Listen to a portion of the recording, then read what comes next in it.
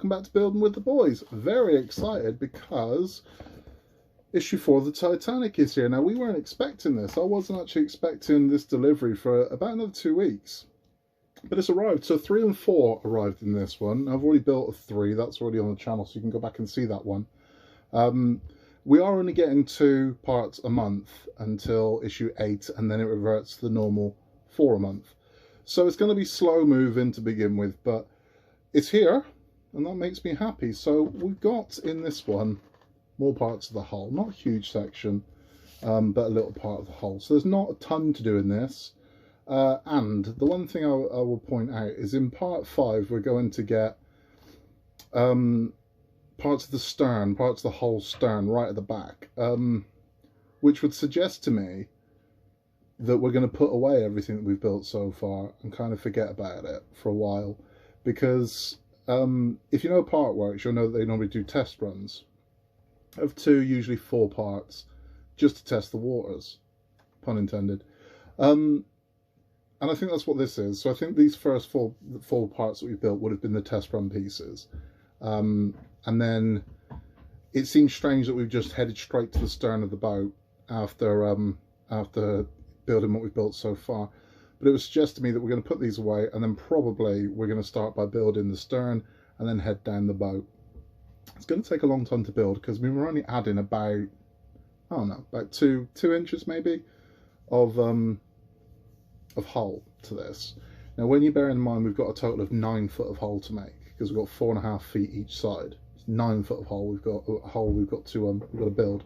It's going to take a long time for adding 2 inches a week. So it is what it is. Now, I don't know how this is going to work. I don't know if we're going to start building all of the hull, then we move on to the deck and the superstructure. For those who don't know what superstructure is, a superstructure is any structure built on top of an existing structure. So it's not part of the original structure. So on a boat, the hull would be the structure with the engines. Then you've got the deck, and then the superstructure will be the part that goes on top. And that will be things like your dining room and your ballroom and whatever. On battleships is, I'm rambling. The construction on top of the boat is your superstructure. So we've got the hull to build, we've got the deck to build, and the superstructure to build. Now, I don't know if we're just going to build all hull before we move on to decking and superstructure. I don't know. Could be, which means it would be a little dull. So I'm hoping they mix it up a bit. Otherwise, we're just going to be doing a lot of hull for a very long time. But I don't know. I know in issue 5, as I said, we get parts of the stern, and we get some parts of the engine. Now, the parts we get of the engine look very similar to the engine parts that we had in part 3. So I don't know if that's parts that are going to link to the engine from part 3, or if it's the start of a second engine. I don't know. I know that engine that we built in 3 is not complete. That's part of an engine. It's not the full engine. But let's get into it. We're going to add this piece of hull on. Very little to do, as I said. I mean, it is 2 separate sections that we're adding to this. Bolting them on, installing a brace, and then we're going to be done. So let's get into it. Take a look. This is everything you get inside pack number 4.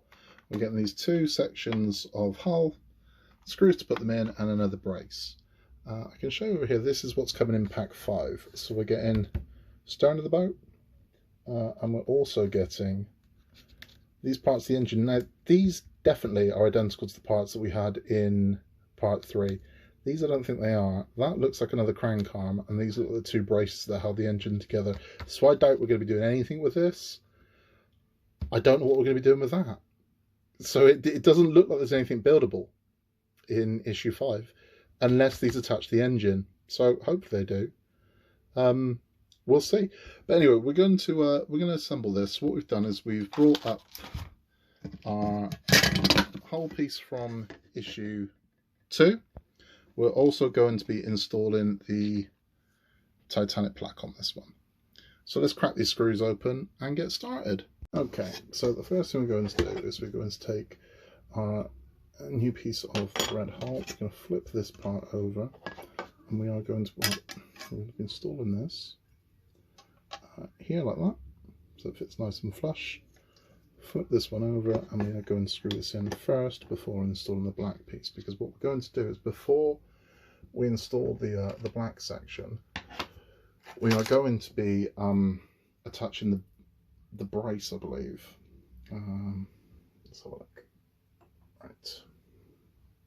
So quite simply, the same as what we did last time. And there really isn't a lot to do in this one. I mean, I wish I could bring you a lot more, because I mean, I'd have a lot more to do, but unfortunately I can't. But I think, I mean, we're just going to have to accept that there's going to be a lot of these whole parts to install. There just is, such as the nature of a model this size. It's going to be a lot of these whole pieces to install. I'm hoping that they keep it to a minimum, that, you know, we have a month where all 4 packs are whole. I'm hoping they mix it up a little bit. I always like it when a magazine does that. I mean, one of the best examples of that I can think of is the R2-D2. They tend to mix it up, so you're not just building, you know, leg all at once. They throw some other elements in. Right, next we're going to install the black section. So same again, we're going to take our black piece here. That's going to slot just in there like that. And then we're going to flip it over, and we're going to install 2 more AM screws. Now I am using 3-in-1 oil on these screws. I just touch the tip into 3-in-1 oil and then screw it in. You don't want them soaking in this stuff, because what 3-in-1 will do is it will leave a grease stain, and nobody wants a grease stain on their model. So if that does happen, that will come off. The oil will come off with just some isopropyl alcohol spray. Just give it a spray and a wipe over, and that will come off. Okay, so that's that screw in. And again, there's nothing difficult about this. I mean, it's literally just, well, just inserting screws. But it's a necessary evil, I'm afraid.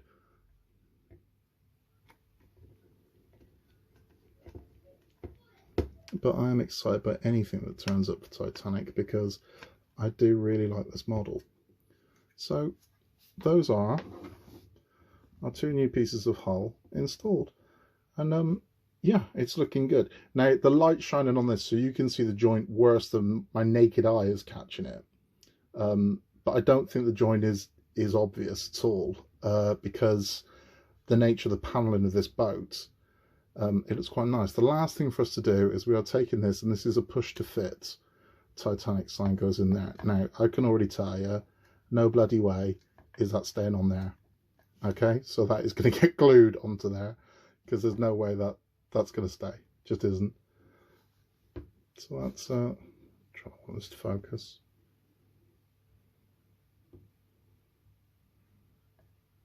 There we go. So that's our part complete. That's it. That's our whole section complete, and rather lovely it's looking too. So yeah, happy with that. And it will grow. It's going to get bigger and bigger, and again this will all pull together, and that's the view from the back. The final thing we got to do is this brace, and you know I'm going to put the wrong way around whatever I do here. There we go. So the brace is going to go on there. We're going to put 2 metal screws in, and that's it. That's going to be it for this month. And there we have it. So our brace is in now. 4 screws go in there, and that's hard, ready for our next sections of hull as and when we get them. And it's looking really rather lovely. Decent size already. I mean, we're getting there. We're certainly getting there. There's a nice curvature to this boat as well, which you can kind of see. I'm trying to get this for you so you can see it. There you go. You can see the curve of this.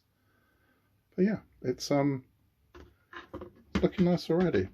So that's going to be it for this month. Okay, so that is that section complete. There we have our lovely chunk of hull. I like this. I like this. It's one of those models that makes me smile. It's a gorgeous thing. Now, a couple things to address. So, smoke generator from the last one. People are freaking out about it. My advice would be, stop freaking out about it, right? We are 2 early doors in to start panicking that, oh, I've been given a dud. You haven't been given a dud. Right, so what we've been given is this to generate smoke. Now, this will generate smoke. Not loads, but it will generate smoke, because all we are doing is testing it. This is not going to be installed in the model. We're going to toss this. We're never going to use this again. All the point of that is test it. Is power going to it? Yes. Does it generate some smoke? Yes. Therefore it works. Test complete. When you have a better motherboard, and you have more batteries, more power going into it, the thing's going to generate more smoke. Don't freak out yet. It's too early to be freaking out. We're probably not going to touch that. Again, these were parts of the test one. We're probably not going to touch that for 2 years. So it's too early to be freaking out about it, right? Let's just wait and see what happens before we start panicking and buying smoke machines. Let's just wait and see, because there's nothing that we can't mod later if needs be. So let's not panic. With regards to modding, funnily enough, the colours of the Titanic, that's what I'm going to talk about, because it's been a fairly short one. I wanted to address some of the myths of the Titanic that I think are quite fascinating. So a little bit of a history lesson. If you just stay for the model build, that's fine. Give us a like and subscribe, and we'll see you next time. But if you'd like to know a little bit more about Titanic, I wanted to talk about some of the myths. And there are lots of things that happen on board the Titanic, and one of them I want to talk about is the band. About how the band, in the final minutes of the Titanic, all stood on the deck and very tenderly played Closer to Thee, My God. But they didn't. They didn't. That never happened. And this is one of those kind of weird myths of the Titanic that everyone kind of believes, that the band, the last song the band played on board the Titanic as the boat sank was Closer to Thee, My God. And they just didn't. It didn't happen. So why do people believe that? Right. Numerous reasons. One of them was 6 years before the Titanic sank, the Valencia sank in 1906, and the crew and the passengers on board the Valencia as it sank did sing Closer to Thee, My God.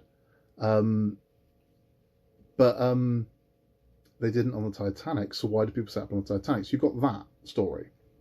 The other one is there was an eyewitness from the Titanic that claims she heard them sing that song, but she was one of the first people off the Titanic a good hour and a half before it sank. There's no way she could have heard what they played as it was sinking, because she'd have been nowhere near it, nowhere near the boat. There's no way she could have heard it.